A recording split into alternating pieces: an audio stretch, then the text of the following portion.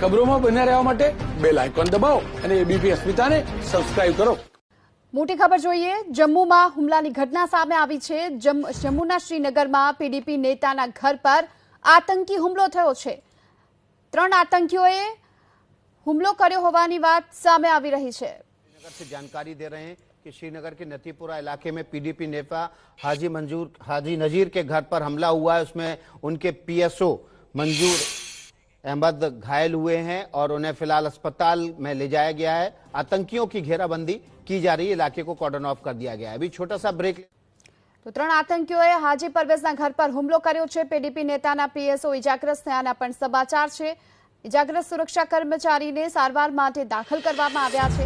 ત્યારે પીડીપી નેતાના ઘર પર આતંકી હુમલાને લઈને અત્યારે સર્ચ ઓપરેશન પણ ત્યાં ચાલી રહ્યું છે। પોલીસની હાજરી જોવામાં આવી રહી છે। 3 આતંકીઓએ હાજી પરવેજના ઘર પર હુમલા કર્યાની ઘટના।